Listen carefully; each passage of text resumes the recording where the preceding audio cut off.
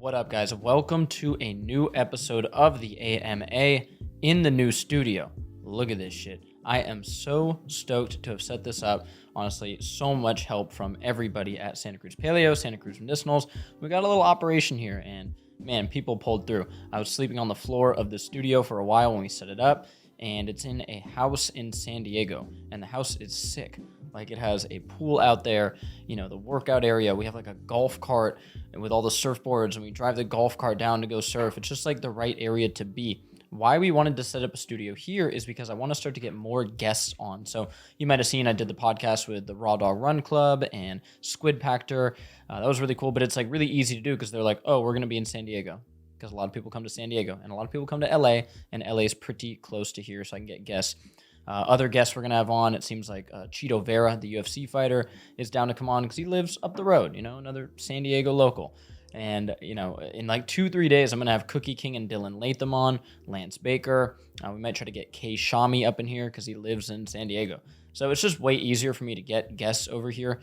I can fly people out, and they usually have, more than one thing to do in San Diego. So it just makes so much more sense.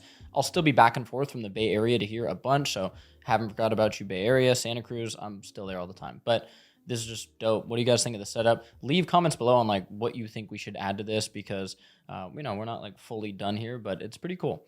Speaking of new stuff, new products are being launched, and we are launching some fire, some absolute like best in class products for sure. Starting off with this one because this will probably be out in, if you're watching this right now, it'll probably be on Amazon Prime within a few days of you watching this. This is our beef tallow, beeswax, honey moisturizer. Why I wanted to create this product is the following. Beef tallow, as we all know, is amazing for your skin. It's non-comedogenic. It's extremely moisturizing. People have been buying thousands and thousands of bottles of our beef tallow moisturizer specifically to use for acne, and they have been having amazing results. You can see in the reviews of the product. Now, some people go, oh, the beef tallow has a slight smell. In my opinion, if you open a jar of beef tallow, let's say this was just beef tallow, and you smelled it like this, yeah, it would have a slight smell.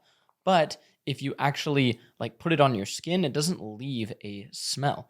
This product does solve that because this is beef tallow, beeswax, organic honey, organic beeswax as well, and it doesn't really have that same smell. It also has a really, really good texture. So like this is a perfect face moisturizer texture. Beeswax is non-comedogenic. It helps lock in moisture and make your skin just look youthful and moisturized. Beeswax has been used forever in skincare. We obviously have like our chapsticks with the beeswax. And then we added a touch of organic honey. The product is not sticky whatsoever because it's not a large amount of honey at all in there. But honey is antimicrobial, antibacterial. And so when you have a product like this, you just take a little bit like that, you rub it onto your hands, and I already put some on, but you just rub it into your skin. This works as a face and body moisturizer, and it's what I use after I shower. This is also travel compliant because it's in a 2-ounce glass jar. It's just the best product ever. If you have acne, you should be rubbing a little bit of this on your face after you shower. Antimicrobial, antibacterial from the honey. There are studies showing that honey can help with wound healing. So if somebody gets like a wound of some sort, when that wound is healing, they put honey on there and it can help it heal. Honey has been used forever in acne, eczema, and other skin conditions, treating them. You combine that with beef tallow and beeswax, you have a fire product. Now, one thing I have to note on this, beef tallow skincare has gotten so popular that so many companies pop up, and every single one of these companies, guys, I'm sorry to say, adds in olive oil. I have not seen a product like this, or 95, let's put it like that, 95% of the beef tallow products out there add olive oil. Why do they do this? Number one, I'm not against olive oil, and I actually use a body lotion. My friend Austin makes an organic Jaguar body lotion, and it has olive oil in there. Olive oil is usually around a 4 out of 5 on the comedogenic scale. So is coconut oil. Does this mean they are bad? No. However, every single time I've used olive oil on my face, I break out bad. My skin just doesn't react to it well, and most people have that same experience. So the reason they're putting olive oil into a product where on big letters on the front, this is what really frustrates me, because it's not bad if you say, hey, this is a beef tallow, olive oil, honey moisturizer or something. But companies don't do that. They put beef tallow plus honey moisturizer. And then when you look at the ingredients, there's olive oil, beef tallow, and honey. They do this because olive oil is significantly cheaper than grass-fed, grass-finished beef tallow, like what we use. So it's just frustrating, and this product is extremely affordable. It's $16.99, and this thing will last you months because you only need a small amount. So that is the face moisturizer. Go cop it. The next one we are launching, this will probably be launched by late May on Amazon Prime, is a sun balm. So why we call it a sun balm is because the FDA regulates sunscreens. They regulate this shit out of them. It's insane. So if you want to list something with SPF, you have to batch test that with the FDA every single time. This drives up the price of sunscreens, first of all. And also, to get that like 100 SPF, you have to use chemicals. We don't want to do that, obviously. So what we have is a sun balm with non-nano zinc oxide. Non-nano zinc oxide is what you will see in mineral-based sunblocks. It does provide SPF. However, we're not going to go through that process of the beautiful and lovely and really intelligent FDA. We're not going to do that because we want this product to be extremely affordable, which it will be. What you have here is a sun balm, just like this. And most products that actually sell this same ratio of beef tallow to non-nano zinc, they will claim that it has about 20 to 30 SPF. And I generally would agree with them. We're not going to put that on our label because that can cause issues, you know what I mean? We're not going to like make a claim of SPF. However, I would agree that this is similar when I've used it, similar to what a 20 to 30 SPF mineral-based sunscreen would give me. And this is a mineral-based sun balm going to provide SPF. So when you look at it, it's like this beautiful, I don't know if you guys can see, it's like this beautiful white texture. And what you can do is you take a bit of it, I use it on my face, I use it on my body, and you rub it into your skin just like this. Now, what you'll see is this actually does rub in. It's going to leave a slight white, initially, like a slight white to your skin. That's fine. That's how sun blocks work. Chemical-based sunscreens actually penetrate your skin with oxybenzone, avobenzone, octocrylene, and that is not good. You'll see on my arm right there that I rub this in. It doesn't leave that layer like some mineral-based sunscreens do. So I'm super stoked for that. It has 2 ingredients. It's beef tallow and non-nano zinc, and it's in glass, so it's travel-friendly. This is just an amazing product. So stoked to finally get that out. So yeah, that's kind of what's been up, just working on those. Lychee and peach are still dropping. They might be out by the time you're watching this, but we had some slight delays just packaging them all up because we wanted to do some bigger orders for those. Super stoked on those. The strawberry whey that we released like last month, it sold out so fast that we're a little bit behind there. So in about 2 weeks, we will have more strawberry whey up. The pre-workouts are flying. They're really picking up. Like, it's insane to see how fast those are moving. So we're just stoked on everything right now. Any product ideas, let me know. Oh, I'm working on a digestive enzyme. So what are digestive enzymes? Digestive enzymes are produced in your gut, and they help your body digest different foods. You can also get them through different foods. Stuff like papaya, for example, contains an enzyme called papain, which helps you digest proteins, okay? So I've been taking digestive enzymes on and off for a while now. What happens when your body is stressed? So I've talked to my functional medicine doctor about this a bit, and he showed me some studies. We're going to have him on the podcast as well. Really intelligent guy, one of the smartest people when it comes to health and wellness that I've ever met. But what he has showed me is when you are stressed, or, I don't do this anymore, but when you drink alcohol, your body can basically lower its production of enzymes, and this makes it harder to digest food because that is how the digestion process goes. You eat food, your body has enzymes that are secreted that help your body digest food. So there's all different types. You may have heard of like the dairy digest enzymes. I've talked about that, or that is going to have lactase, which is an enzyme that helps digest lactose. So all these enzymes have like different functions of what they do. When you look at enzymes like pepsin, that's going to help you digest protein. When you look at there's enzymes that help you digest cellulose, like actual vegetable fiber, okay? There's enzymes that help you digest sugar alcohols. If you're somebody that's using those sugar alternatives, like maybe a xylitol or something like that, there's literal enzymes that help you digest those things. What we are creating is a broad spectrum enzyme, and then I'm going to also throw in stuff like ginger root in there and papain because I'm a big fan of those natural enzymes. So I'm working on formulating that right now and going to dial that in so it's absolutely perfect. But yeah, that's kind of what's been up. Just been surfing a good amount. Kind of tweaked my shoulder at jiu-jitsu last week, so I'm like taking it a little bit easy with lifting this week, but it should be back to rocking in a few days. So I'll be hitting some, chest and tricep and bicep workouts. But unfortunately, I had to take like a day or two off of those because that's what happens in jiu-jitsu sometimes. Anybody that trains jiu-jitsu knows like sometimes you just get a little injury and you have to give it some rest. But I was able to surf today. Got some good waves. Got some fun waves out front.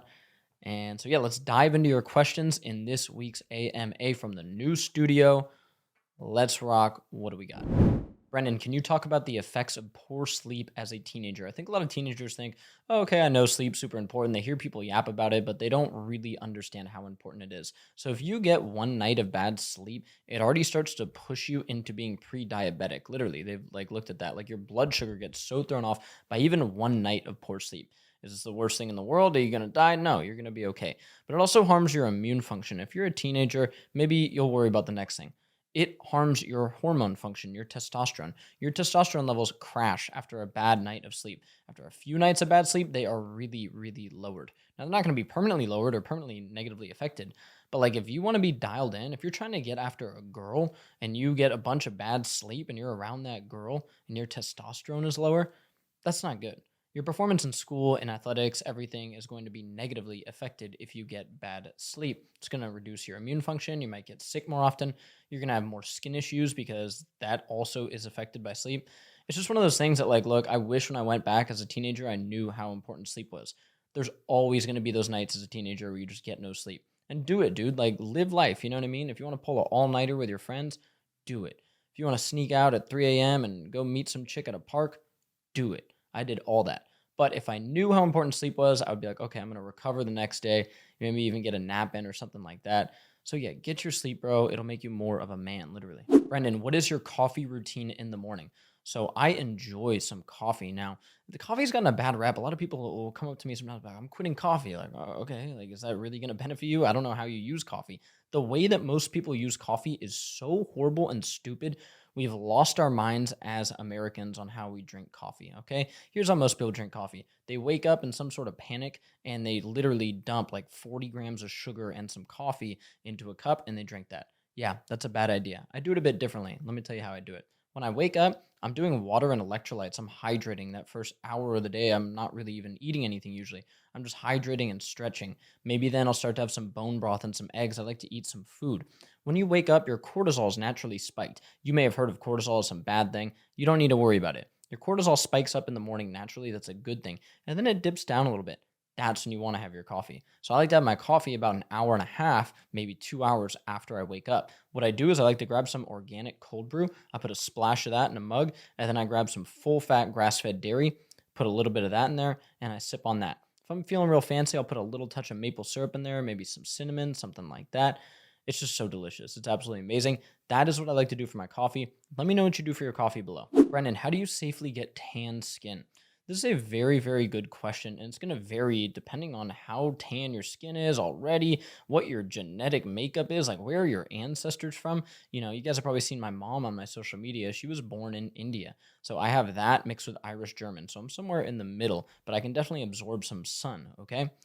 We have heard people talk about building up your solar callus. Literally, like you can become more adapted to the sun. You know this. When summer starts, you're like, oh my God, like on those first few like really hot days, you will burn probably in like an hour or two out in the sun. And then you start to develop that tan and you burn. It takes you longer to burn. It's very, very simple. So how you can develop that is morning and evening sun exposure. So early in the morning, get out in the sun, total body sun exposure, and get sun. No sunblock, nothing on your body. And then in the evening and the later hours of the day, get more sun. That middle like part of the day is when the sun is going to be very, very strong. What I'd also recommend, obviously, is don't get burnt. Getting burnt, I've never thought is good for you in any way, shape, or form. So don't do that. Throw on some clothes and a hat, long sleeve shirt. And if you want to use some sunblock, use some mineral-based sunblock that has non-nano zinc oxide and beef tallow. Put some of that onto your skin, and that's going to help you, not get burnt. But you can, over time, help develop your solar callus. There's supplements like astaxanthin. Astaxanthin's really interesting. If you just Google astaxanthin and sun, you'll see that people use it and market it as a natural sunscreen. It's not that powerful where you can just take astaxanthin and not burn, but there is some interesting stuff with astaxanthin and other antioxidants. There's definitely something going on with your diet and how your body basically deals with sun. Is it going to make you some bulletproof person that can go out at noon in Arizona and not get burnt? No, not at all. But it can make you more resilient. Get tan. Stay jacked and tan, baby. Let's go. Brendan, what is wrong with glutinous carb sources like oats and bread? They're some of my favorite carb sources along with potatoes. Well, first of all, I love potatoes. I eat sweet potatoes. I eat regular potatoes all the time. And you know what? I don't really have any issues with glutinous carb sources if you feel great consuming them. we're very different as human beings. And what I definitely would say for most people, when they eliminate or lower the amount of gluten that they are eating, they feel better. Now, if that is not the case for you, and what I would really recommend is at least try for 30 days lowering those amount of glutinous carbs like oats, which don't even have gluten. I don't know where you're getting that from, that oats have like a lot of gluten. But let's stick to the whole grain bread that you said. Lower that amount of whole grain bread that you are consuming and replace it with something like fruit, more sweet potatoes, a little bit of honey for some carbohydrates, something like that, squash, butternut squash, something like that, and see how you feel. If you feel nothing, if you feel no difference, then go ahead and eat some whole grain bread. I'm not somebody who's like so against like a certain food. I mean, I'm against red 40, I'm against seed oils, like pretty heavily, but honestly, I want you to feel good. And you're telling me you feel good eating that. Why would you change that? So, yeah, I'm not against oats, not against whole grain bread. Definitely a fan of potatoes. Eat your carbs, just find sources that work well for you, but at least test it out. Go 30 days without that whole grain bread, then add it back in. Brennan, I've been struggling maintaining weight, probably because he says he's doing a bunch of sports. He has this sport, that sport, and he's just been basically shedding pounds, probably because he's doing so much cardio. What can he do? Yes. So you're going to need to add in something called the loaded protein shake. The loaded protein shake is where you get some whole grass-fed milk. So it's no like low fat, no skim. Like I'm talking whole milk. Lots of fat in there, okay? You're going to pour that into a blender a lot, probably like 2-3 cups of it. You're going to put some maple syrup in there. You're going to put some salt. You're going to put 2 to 3 scoops of our grass-fed, grass-finished whey protein or whatever protein you want. You're going to put fruit in there. You're going to put in half of an avocado in there. You're going to put another fat, like maybe some MCT oil in there, okay? You're going to blend that up. It's going to have tons of calories. I guarantee you, if you start consuming one of those along with just eating a bunch of food, you will find it easier to go into a calorie surplus and maintain weight. So that's going to be one of the best things you can do. Don't be afraid of fats either. So at night, if you're having like some ground beef and rice, lather that rice up in some butter and some olive oil, and that will add so many calories to your meal. You will be able to put on that weight. You just got to focus on getting in more calories. Hey, Brendan, are electrolytes really necessary every single day, even if you're not exercising? The answer is no. Here, throw me those. Look at that. No, guys, I run an electrolyte company. I mean, we run a health and wellness company, but one of our best products is our electrolytes, from the fastest sellers. And listen, I would love to be some guy to come on here and tell you, hey, you should take electrolytes no matter what. Every man, woman, and child needs 5 scoops of these per day. That would make me more money, right? But the truth is, if you're not exercising, you really don't need these. Now, I just highlighted a study done on NFL players where they monitored how much sodium they lose in a practice. And it is between, at the least amount, the smallest amount, 2 grams in a practice. The largest amount, 30 grams. The average was around 7 to 8 grams. So that just shows if you are exercising, you're losing multiple grams of sodium. And so in here we have sodium, potassium, and magnesium. Honestly, like, you should be working out just in general to be healthy. And if you're not working out, you shouldn't really be looking towards supplements, okay? Now, of course, there's going to be some people that go, Brennan, I have headaches and I take the electrolytes. I don't work out yet, but they help my headaches, whatever. I'm not talking to you. But in general, if somebody's like, should I buy a supplement? I don't work out. Should I buy an electrolyte supplement? No, man, you're going to be okay. Brendan, what do you think about turmeric, and specifically turmeric oil for skincare, or turmeric for skincare? So I've talked about turmeric a lot, and like recently my grandma came on and we did a piece of content, and she said she puts turmeric in her milk every morning, and that's like led to her being so healthy, right? I think turmeric's an amazing supplement. However, it's not something that I take every single day. This is because turmeric is very powerful as an anti-inflammatory. However, you don't want to just stop all inflammation in your body. Inflammation isn't good or bad. Excess inflammation or chronic inflammation is bad. Okay, so in general, when you see these things marketed as anti-inflammatory, that's cool. But when you have something really powerful like turmeric, it's not something, again, I like to take every single day. So I take our Santa Cruz Medicinals turmeric caps when I get an injury. I actually was taking some a few nights ago because I did kind of hurt my shoulder, and it's healing up nice. But it's not something I'm going to take for, 9-10 weeks at a time. I think a few weeks on, a few weeks off is a good protocol. Turmeric has some anti-inflammatory benefits, and now it's starting to be put in skincare. You need to be careful with just like using turmeric powder or turmeric oil on your skincare because it can stain your skin. Now, this might not be permanent, but it can be very frustrating if you are like, hey, let me put some turmeric on my skin before I go out. Your face might be orange, bro. So just be careful with that. Turmeric's a really cool ingredient. I'm a fan of it, but you don't need to take it every day. Brendan, I want to get into surfing. How do I go about this? What board do I get? Where in California can I go? Okay, I'm going to break down how to learn to surf in California. So you have a couple options. If you're like NorCal, the spot that I know, like NorCal is Pacifica Lindamar. So you look up Lindamar Beach, you go there, you have to take a lesson to learn how to surf. Trust me, it's going to help you so much, okay? When I was young, I took a lesson in Hawaii where my cousins lived for 20 years out there, and I took a lesson, and that's how I learned how to surf. Okay, you need this because you just need to learn the basics, the etiquette, how to control your board. The board that you're going to be on is a big board. Some people want to rush right towards the short board. It is impossible. You're not going to learn to surf on a short board, okay? So you need a big board to learn how to surf. Lindamar is a great place. When you get to Santa Cruz, Cowles is a good place. Look up a good surf school. You can also learn on 38th Avenue. The Hook has a good spot. Capitola in Santa Cruz, you can learn there. And then when you make your way down the coast, I mean, shit, any of those beach breaks in like San Luis Obispo, you could probably learn to surf there. And then when you go farther down, you have Huntington Beach, you have Los Angeles. There are spots there where you can learn how to surf. I'm sure in Malibu, there's some little runners right near Malibu Pier where you could learn to surf. And then when you get to San Diego, there's a bunch of places. You could learn to surf at Tourmaline Beach in Pacific Beach. That's a good place. You could learn to surf in Del Mar, something like that. You need to take a lesson. That is how you learn how to surf. So get after it. All right, guys, that is it for this week's AMA. Super stoked. I was watching the NFL draft yesterday, dude. Pretty stoked on the 49ers. I mean, we picked up some receiver. We got a white receiver, so we'll see how that goes for us. I'm stoked, though. He looks raw. I think one of the best finds of the draft, I was yapping to my friends about this for months before the draft, is Marvin Harrison Jr. I think he's going to be one of the best NFL players ever. Let's bookmark this right now, and if in 4 or 5 years he's going off, I want someone to come back here and give me my props, okay? Because the year right now is 2024, and I think Marvin Harrison Jr. is going to be one of the best receivers ever. That's just what I'm saying, okay? But what do I know? I'm just an NFL genius, okay? Let's turn this into an NFL show. I actually can't wait for NFL season to come back. Like, dude, I can't wait. Sundays, I'm just like, dude, like, can it be NFL season already? I just love that feeling. You get back from jiu-jitsu, you turn on the games. Come on, man. So, yeah, stoked, guys. I've been, honestly, super busy, but, like, all good stuff. Tomorrow, me and my buddies go to watch our buddy Todd Duffy fight in bare knuckle. So, sending our love to him. And, yeah, man, let's get after it. I'll definitely do some meetups. I think the next one will be in San Diego in, like, late May. So, come out, say what's up. Fuck Red 40. I love you guys. Talk soon. Peace.